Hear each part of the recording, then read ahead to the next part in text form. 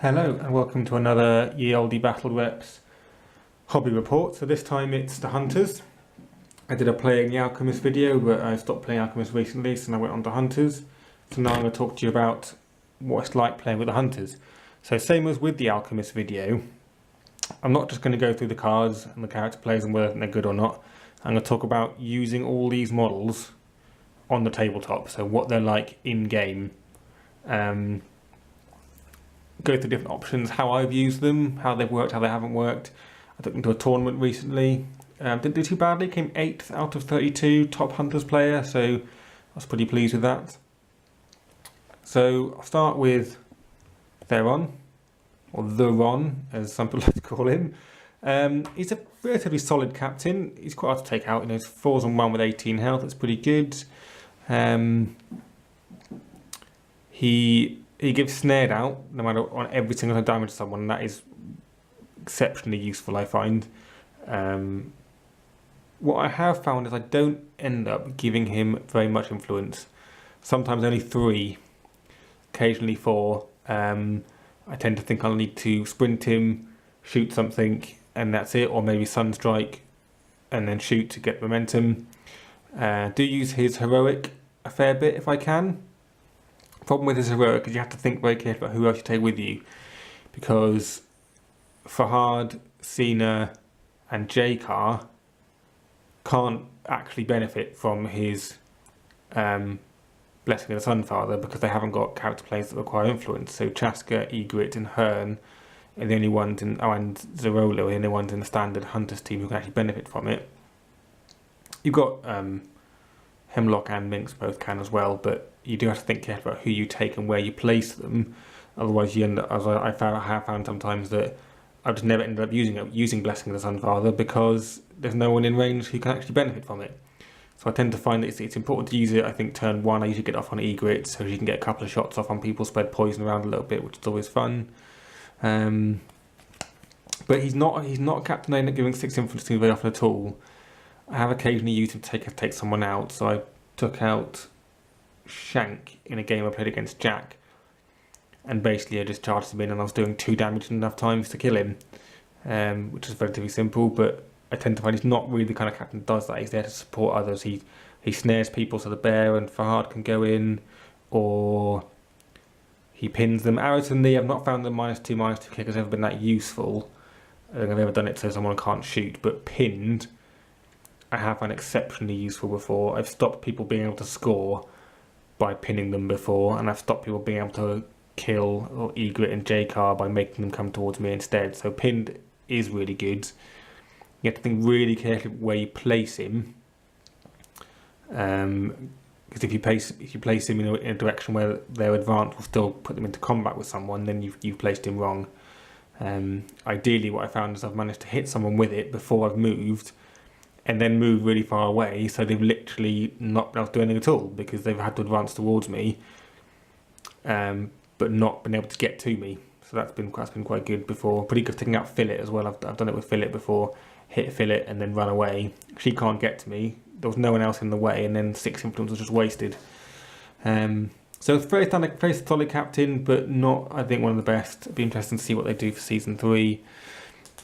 So I'll move on to Fahad.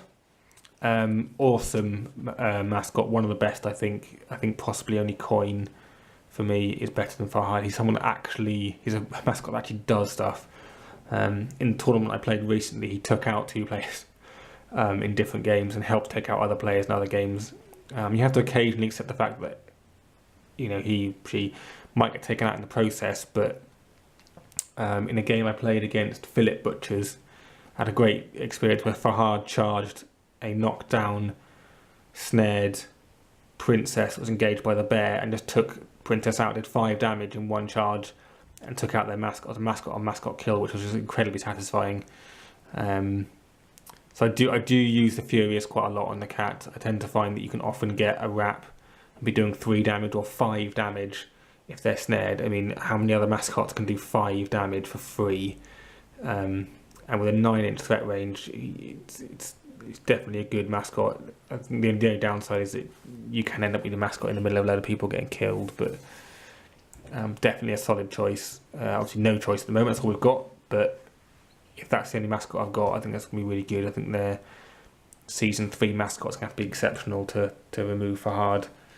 So next is, I think, probably what I'd call the Marmite player in this team, which is Cena. Some people love her, him, whatever. Some people don't. I use Cena in just about every game. In fact, the only games I've not used Cena in, I've lost. I know that it brings no influence, and I do end up giving it 2 quite a lot, but the amount of times they've got takeouts with it is just exceptional. I mean, 3 damage on 4 hits, 3 damage on knockdown, even just the momentous knockdown on 2 in a game I played against Jack's Butchers. Not Jack's Butchers, sorry, it's actually at the tournament.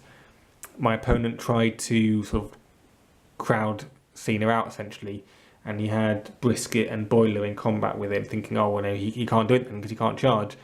So I hit Brisket, knocked her down. In fact, I hit Brisket and did 3 damage and knocked her down momentously. Hit Boiler, knocked him down momentously, and then charged Shank, who was further away, and knocked him down momentously as well. So with 2 influence, I'd knocked down 3 players and done about 6 damage. And then next turn, the exact same thing. I hit Shank, knocked him down again, he'd stood up, did 3 damage as well, because I got a good roll, and then charged Brisket and took her out.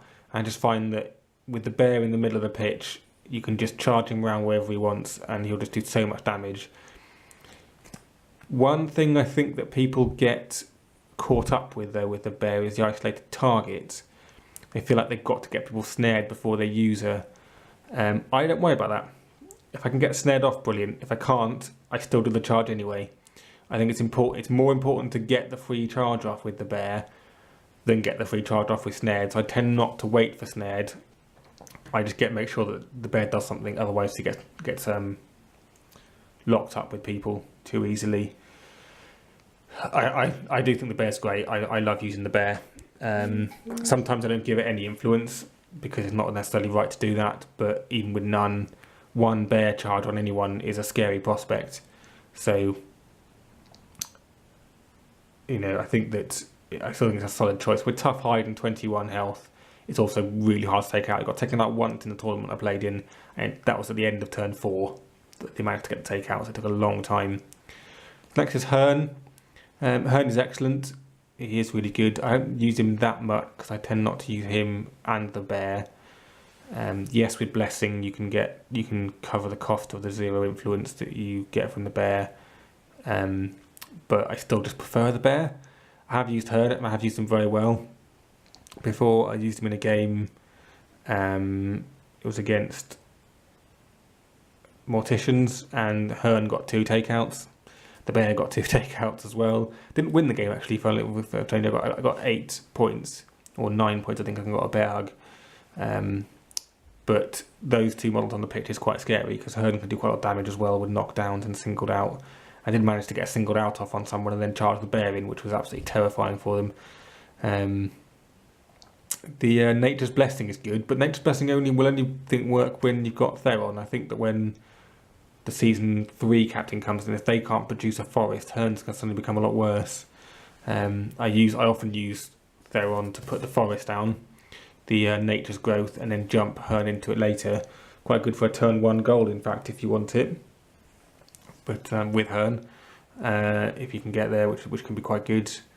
But I do find him harder to use than the bear because the bear is simple. You charge someone in, you want to kill them, that's it, done. You don't worry about anything else, whereas Hearn's a bit more difficult. 2-inch melee is always good though, so he is a solid choice, I think. But I don't know how many times I would replace the bear for him. We'll see. Maybe if I play more games, I'll do another report of sort of Cena versus Hearn or something. Next is Chaska.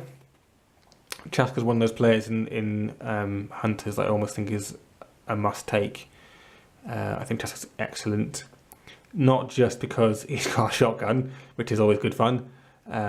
4 damage and a 4-inch push. In the last game I played in the tournament, he took out Dirge by just walking up to it and shooting it, which was kind of fun. Clay pigeon shooting, basically. But he's quite a solid goal scorer with a 5'8" move and a 3'6" kick as well. He's got a short playbook too. So I find he can do quite a lot of pushing around and damage. And he's quite dangerous, I think. And his traps are also exceptionally useful. What I do with the traps, because he's only got 3, even if he's not laying them and pushing someone or laying them and directly doing it, I still just lay one anyway. And the only time I don't do that is when I'm playing against Obulus, because he can just move you into your own traps, so that's always a risk. But apart from that, apart from Obulus, I do tend to basically just lay traps everywhere. And even if I don't know if they're going to get used, not especially in turn 1, I lay them near the goal. I can stop strikers getting close enough, which is good. And I just think he's such a solid player to take. I have not used him before, but I find it hard not using him because he's such a solid player. And with tough skin and his mud concealer rule, I often manage to get him with 3 armour, which makes him incredibly difficult to take out as well. So definitely a good solid player. My battery's running out, so I'm just going to turn it off, put a new battery in, and then come back. So next model is Egret. Good striker, good player. I have not used her once in a game before, and actually, as I'd say, I didn't miss her because I had Hemlock and Chask when they both scored. But good for getting poison around on people with Flurry. Snapfire I tend to find quite difficult because only 1 dice. It's a bit risky, really. But she's very difficult to hold down, which is great. With her swift strikes, she's also got a dodge on 1 as well, and a push dodge and everything as well. She's very kind of dodgy around back to the shadows as well. What I have done with her before, I scored a turn 1 goal before, used the momentum, and because I'd done damage and everything as well, I was actually able to dodge immediately 8 inches away from the goal and get her to complete safety again. So that is a very useful trait. Her swift back to the shadows is one of the most useful things I think she does in terms of keeping her safe. She is with the weakest person in the team, I think. I would say she's probably the weakest person in the team.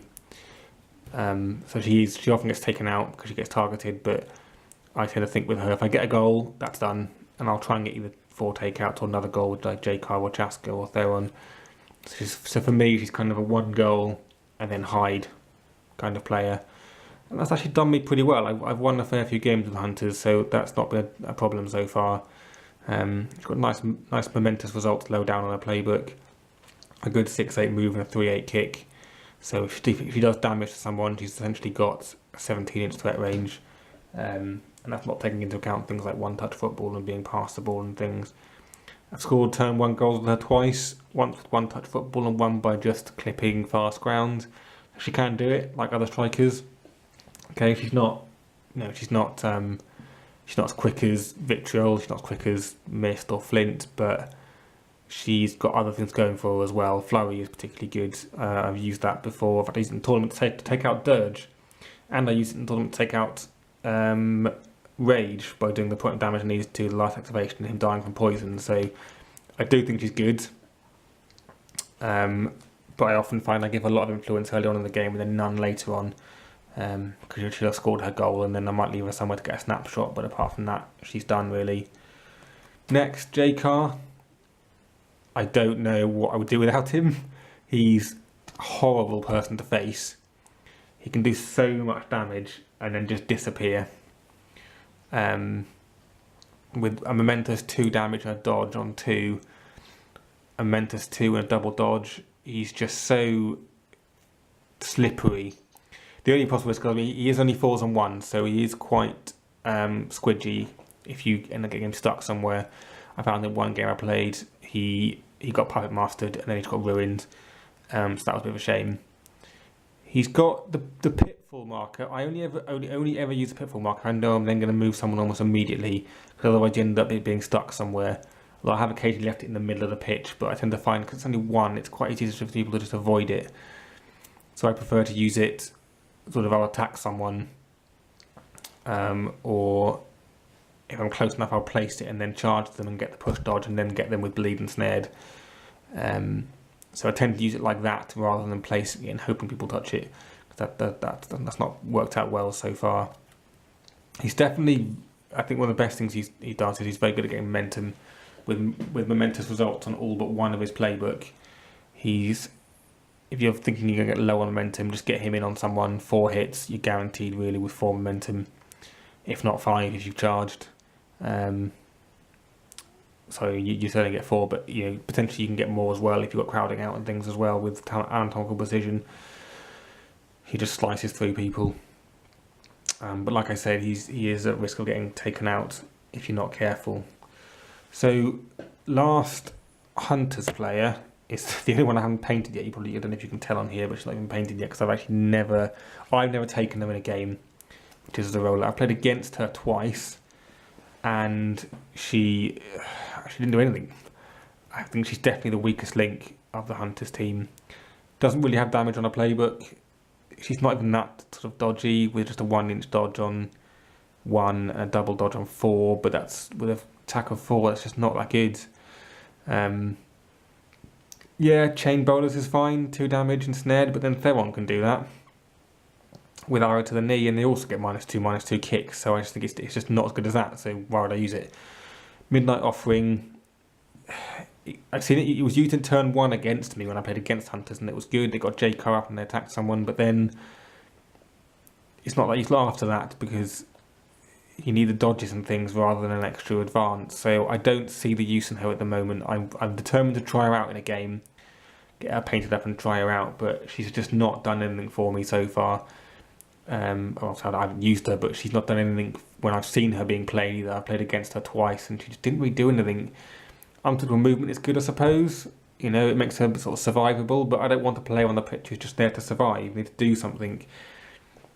I don't think her linked with Fahad is particularly useful either, because yes, okay, you can get snared off on someone and then charge the cat in straight away before they can clear it, but then you're an activation down essentially.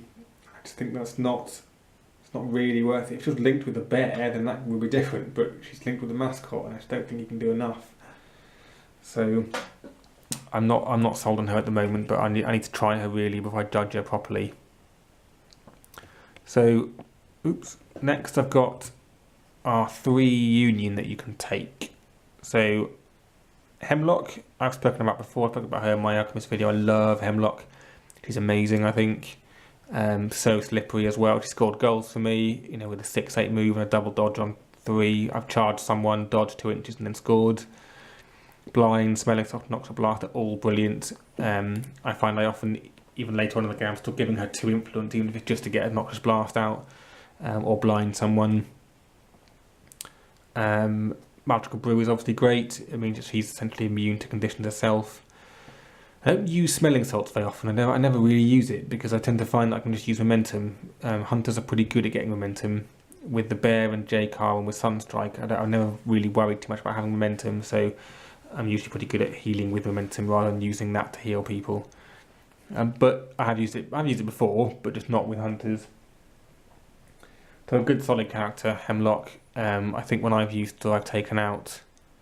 I've replaced Chaska with her. I've replaced Egot with her before, and not taken a striker, and it didn't really affect me too badly. I think I didn't use the Bear once as well, and took an entirely small team, which was alright. I got 2 goals, but then I couldn't really get the last takeouts I needed, so it's hard, I think, without her and the Bear to get the takeouts you need, but she's still a good player. Next is Minx. Now, I've always liked Minx and really wanted to use her really well, but always struggled until I played a couple of games with her recently. The Union versus Fish, and she was just fantastic. She just makes your life hell, because as soon as by turn 2 and people start to get injured, she's got a 12-inch threat range with her free charge, and she's not going to do that much damage, but then you're suddenly locked in combat with Minx, which is not ideal because she's exceptionally hard to get away from.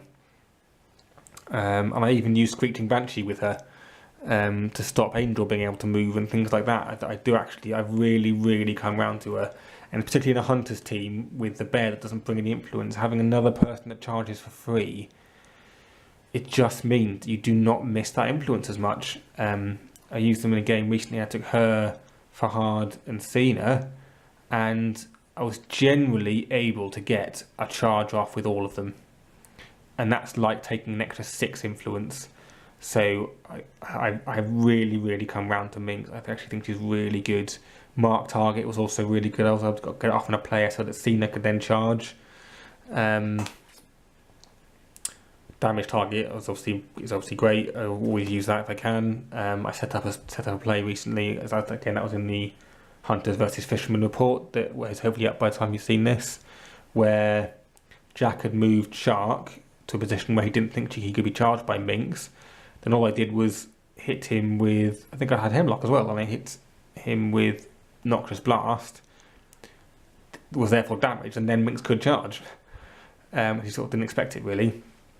So I do think she's really good. And the other thing that I think is fantastic with her is that she is terrifying if you've just come on with an Icy Sponge token. Because if she's sitting somewhere in the middle of the pitch with a 12-inch threat range to hit you with a free charge, you know, if you're already injured, there's a distinct possibility she could actually take you out, because if she gets a wrap, she's doing 4 damage. And a lot of players only come on with 4 health. And even if you have got more health coming on with it, if she hits you with 4 damage and you're engaged by her, she's also really, really hard to get away from. So I have come around to, obviously, I think in that situation I tend to give her influence so she can get more attacks off anyway. So then she can easily do 5 damage on a charge, if not 6 damage. 2 and a wrap, ideally, or 3 and a wrap, and then 2 and 2 again, and she's done 8 damage altogether, all momentous. So I think she's actually absolutely fantastic. So last of all, Avarice and Greed. I'll be honest, I've never taken Avarice and Greed with Hunters. I don't think Hunters are particularly bothered about having the last activation. If anything, they want to get their activations off early. You want to get the bear off, you want to get snared and then the bear. You want to get goals early. You're not really waiting for the end of the turn because you don't need it as much. So I don't think that bonus of having the extra activation really works for them. I did use Avarice recently in a Union game though, and I do think that Avarice is fantastic. Singled out on 1 is just horrible. In fact, in the game that I used on him, he hit someone with he had a flash token. Angel, I think it was, got a knockdown and singled out. And then Wretched Rage charged in, and he had, I think, 17 or 8 or 19 dice altogether, which was just horrible. Well, for the opponent, not for me, obviously. So Avarice, I think, is fantastic, but I tend to find Greed just hangs around at the back and doesn't do anything.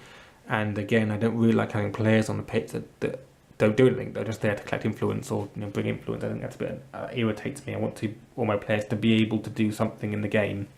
Same reason I said about Zerola, that I don't think she does anything. So that's all the players.